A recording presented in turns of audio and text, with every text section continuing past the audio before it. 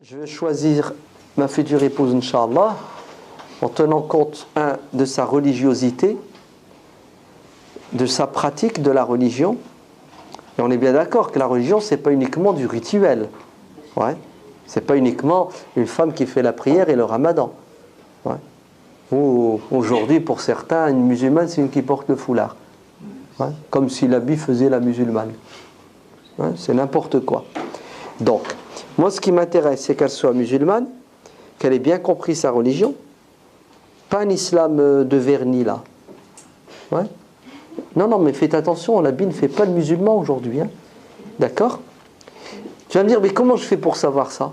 Si elle l'est ou elle l'est pas. Oh là là, va vite dans sa famille. Tel père, tel fils. Telle mère, telle fille. C'est une règle avec ses exceptions.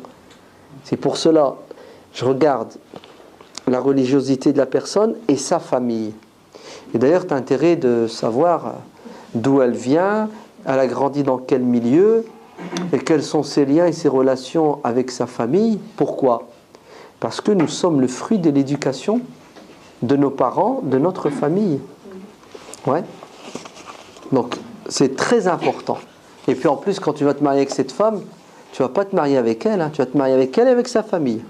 Tu vas te marier avec son père, avec sa mère, avec ses frères, avec ses sœurs. Ouais. Donc c'est très important, la famille. Maintenant, on a tendance à regarder que la fille, il y a qu'elle qui m'intéresse et on fait abstraction du reste. Comme si elle était tombée du ciel, elle n'avait aucune attache. Elle n'a reçu aucune influence. Ok ? Surtout la mère. Hein ? Parce que la fille a pour modèle sa mère. Imagine-toi une fille, elle a pour modèle Madonna, pardon.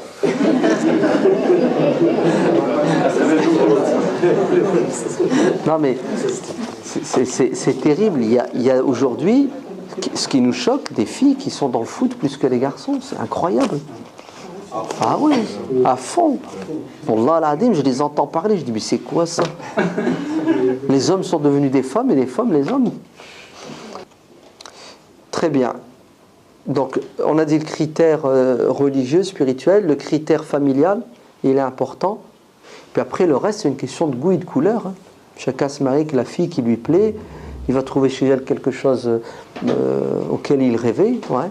Ça peut être la beauté physique, ça peut être le rang social, ça peut être son statut, ça peut être tout simplement, je sais pas moi, elle est agréable, peu importe.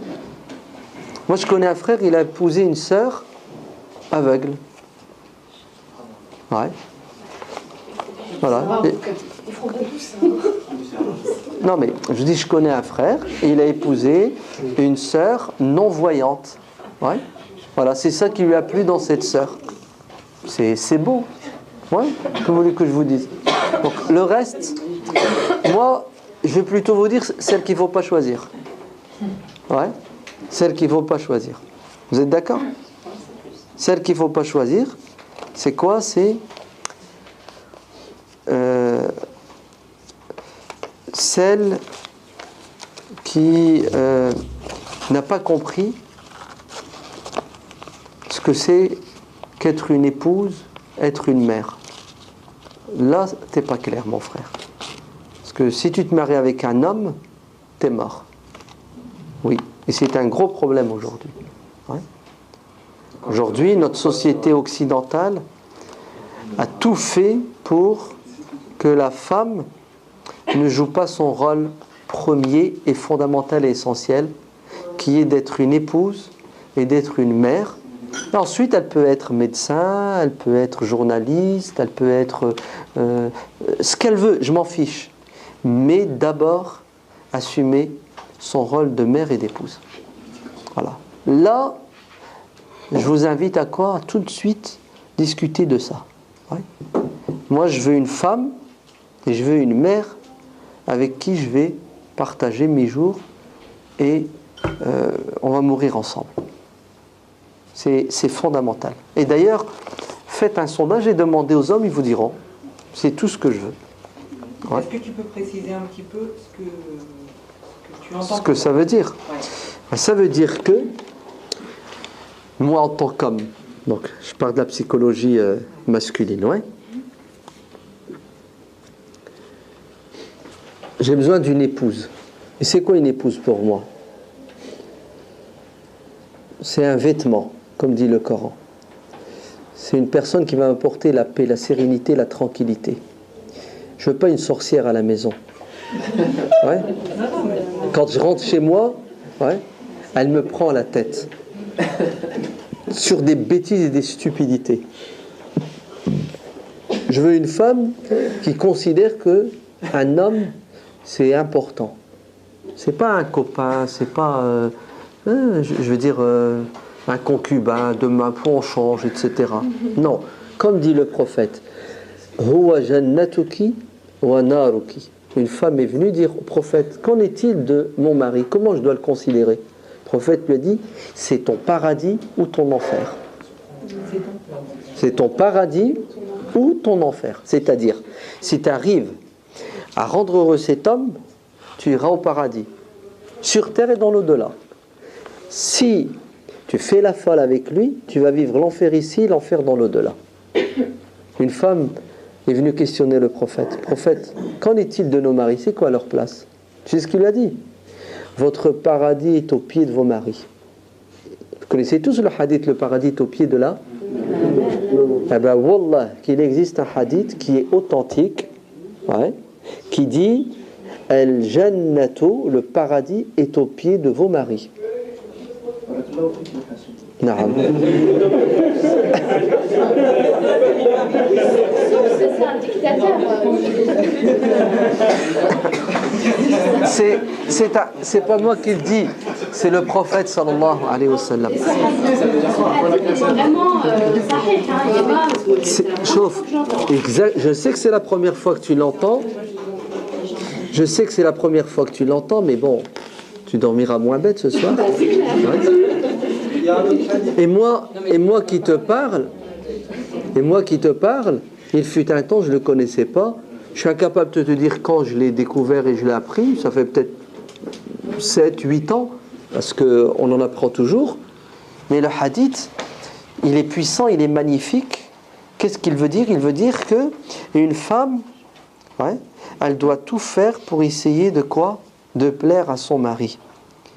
Parce que c'est elle la première gagnante. Car la pire des choses qui puissent arriver à une femme, ouvrez bien vos oreilles les femmes, c'est quoi? C'est de perdre son mari. Regardez, le prophète alayhi salam revient d'une bataille. Et on annonce à une femme que son frère est tombé martyr. Inna lillahi wa inna ilayhi raji'un. Que son fils est tombé martyr. Elle dit Inna lillahi wa inna ilayhi raji'un. Et quand on lui a dit que son mari est tombé martyr, elle est tombée évanouie. Le prophète a dit, regardez l'importance du mari auprès d'une femme. Ouais. Donc, c'est comme dit le Coran, un vêtement. Ouais. Très bien. Donc, voilà, plutôt, alors celle avec qui il ne faut pas se marier, c'est celle qui n'a pas compris qu'est-ce que c'est qu'une épouse et quels sont les devoirs d'une épouse et quel rôle doit jouer une épouse. Ça, c'est mortel. Parce que ça va être un bras de fer au quotidien. Et celle qui n'a pas compris aussi ce que c'est qu'être une mère. Parce que vous allez faire des gosses et vous allez les perdre. Et si vous perdez vos enfants, parce que votre femme n'aura pas assumé ses devoirs pour les éduquer, vous aurez tout perdu. Bon, je schématise. Non, je vais vite parce que ça serait trop long. À l'inverse, maintenant, deuxièmement, n'épousez pas celle qui a pour divinité, qui a pour Dieu la mode, ouais, le matérialisme, la dunya, ouais, parce que c'est catastrophique. Car cette femme, elle est prête à te sacrifier pour un plaisir vain et futile. Elle est prête à entrer en guerre et en conflit avec toi pour de la moquette, de la tapisserie, une télévision, un écran plat, un sac à main, une connerie. Et c'est ce qui se passe. Hein. Les couples aujourd'hui se disputent et divorcent à cause de la carte bancaire. La'natullahi alayha. Maudit soit-elle, cette carte bancaire. Aujourd'hui, elle a fait des dégâts terribles. Ouais. C'est mon compte, c'est mon argent, c'est pas ton argent. Toi, tu dois payer ça. Moi, je dois... Regardez. On a oublié que le plus important, c'est quoi? C'est l'union, l'amour, non, le matériel. Et vous savez très bien que dans le Coran, il y a une sourate qui s'appelle Ahzab, où Dieu relate un événement dans la vie de couple du prophète, où ces femmes lui ont pris la tête, en lui demandant quoi? En lui demandant de vivre comme toutes les autres femmes, c'est-à-dire, ouais, prophète, on galère, on veut... Et Dieu est sans pitié. C'est ce qu'il leur a dit? Le choix. Soit vous restez avec lui et vous le préférez à la dunya, ou soit vous voulez de la dunya, mais vous le quittez. Parce que le prophète a des objectifs, il a des priorités, il a des ambitions. Vous, à un moment de faiblesse, vous avez une ambition matérialiste. Ah, ça ne marche pas comme ça. Ouais. Vous allez perdre votre mari. Elles ont tout de suite compris qu'il valait mieux Dieu, le prophète et l'au-delà à un plaisir vain et futile, etc. Bon, vite fait, oui, alors n'épousez surtout pas une femme qui n'a pas été sevrée. Attention, attention. C'est-à-dire, il lui faut sa maman toutes les 2 heures. Ah oui, il y a des femmes qui n'arrivent pas à prendre une distance raisonnable avec qui? Avec leur famille. Elle ne sait pas qu'une fois qu'elle est mariée, sa famille, c'est son mari, ses enfants, regardez jusqu'où je vais aller, et que la famille de son mari est prioritaire sur sa propre famille. Il faut faire un choix. Je n'ai pas dit qu'il fallait qu'elle oublie sa famille, qu'elle la sacrifie. Je n'ai pas dit ça. Je vous dis juste, soyez intelligente et voyez loin. Votre mari, vos enfants sont irremplaçables. Et ça a un prix. Ouais. Sinon, regardez, on a atteint les mêmes taux de divorce que nos concitoyens non musulmans. Parce que on n'a plus les valeurs spirituelles, religieuses et même morales qui nous permettent de vivre ensemble pendant 50 ans, 70 ans.